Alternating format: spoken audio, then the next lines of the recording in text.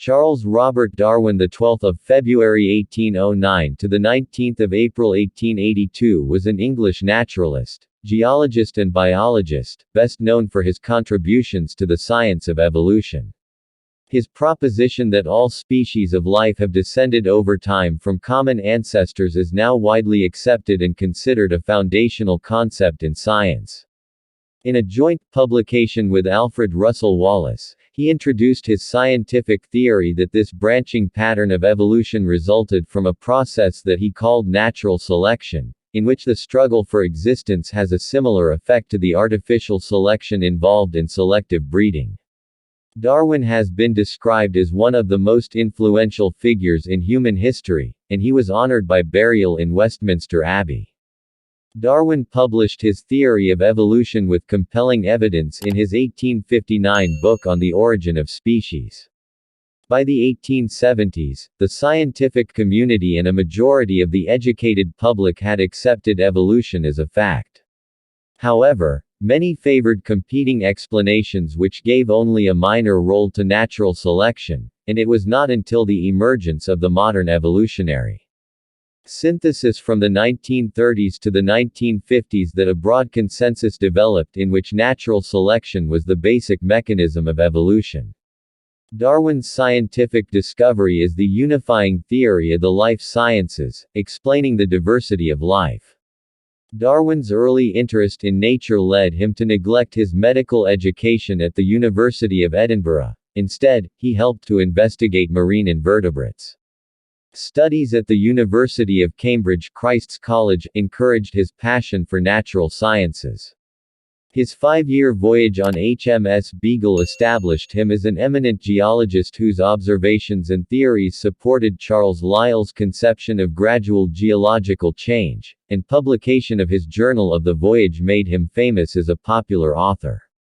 Puzzled by the geographical distribution of wildlife and fossils he collected on the voyage, Darwin began detailed investigations and in 1838, conceived his theory of natural selection. Although he discussed his ideas with several naturalists, he needed time for extensive research and his geological work had priority.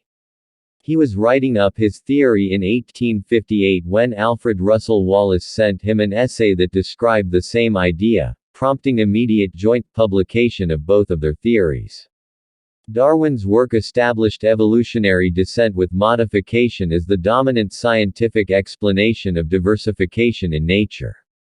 In 1871, he examined human evolution and sexual selection in The Descent of Man, and selection in relation to sex, followed by the expression of the emotions in man and animals 1872. His research on plants was published in a series of books, and in his final book, The Formation of Vegetable Mold, Through the Actions of Worms 1881, he examined earthworms and their effect on soil. Charles Robert Darwin was born in Shrewsbury, Shropshire on the 12th of February 1809, at his family's home, the Mount. He was the fifth of 6 children of wealthy society doctor and financier Robert Darwin and Susanna Darwin, née Wedgwood. His grandfathers Erasmus Darwin and Josiah Wedgwood were both prominent abolitionists.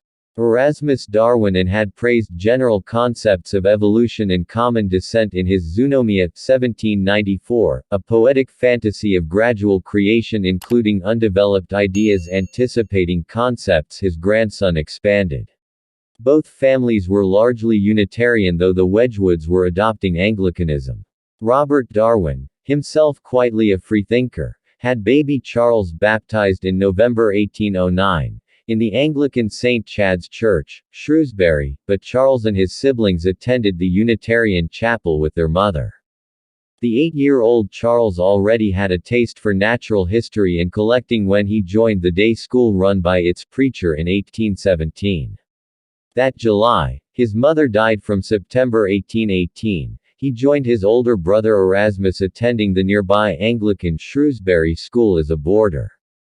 Darwin spent the summer of 1825, as an apprentice doctor, helping his father treat the poor of Shropshire, before going to the University of Edinburgh Medical School, at the time the best medical school in UK, with his brother Erasmus in October 1825. Darwin found lectures dull and surgery distressing, so he neglected his studies. He learned taxidermy. In around 40, daily hour-long sessions from John Edmonstone, a freed black slave who had accompanied Charles Waterton in the South American rainforest. In Darwin's second year at the university, he joined the Plinian Society, a student natural history group featuring lively debates in which radical democratic students with materialistic views challenged orthodox religious concepts of science. He assisted Robert Edmund Grant's investigations of the anatomy and life cycle of marine invertebrates in the Firth of Forth, and on the 27th of March 1827, presented at the Plinian his own discovery that black spores found in oyster shells were the eggs of a skate leech.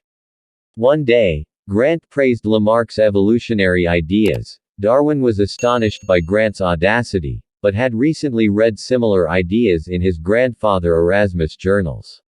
Darwin was rather bored by Robert Jamieson's natural history course, which covered geology including the debate between Neptunism and Plutonism. He learned the classification of plants, and assisted with work on the collections of the University Museum, one of the largest museums in Europe at the time.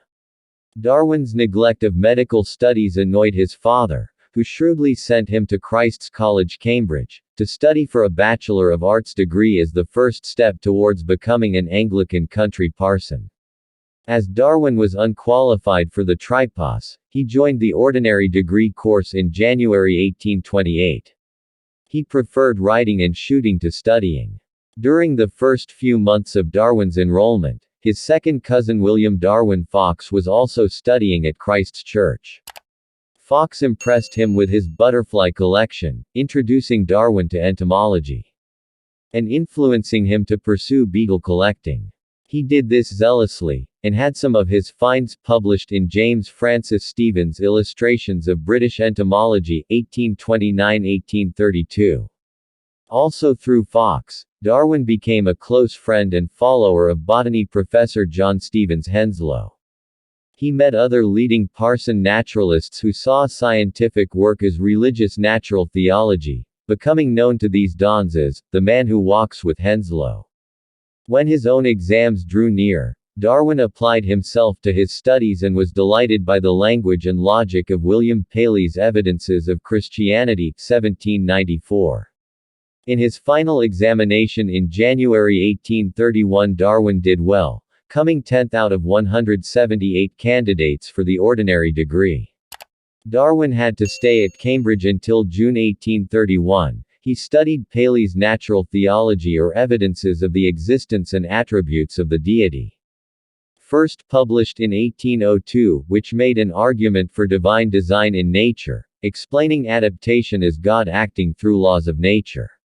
He read John Herschel's new book, Preliminary Discourse on the Study of Natural Philosophy, 1831, which described the highest aim of natural philosophy as understanding such laws through inductive reasoning based on observation, and Alexander von Humboldt's personal narrative of scientific travels in 1799–1804. Inspired with a burning zeal to contribute, Darwin planned to visit Tenerife with some classmates after graduation to study natural history in the tropics. In preparation, he joined Adam Sedgwick's geology course, then on the 4th of August traveled with him to spend a fortnight mapping strata in Wales. A big thank you to all of you for watching.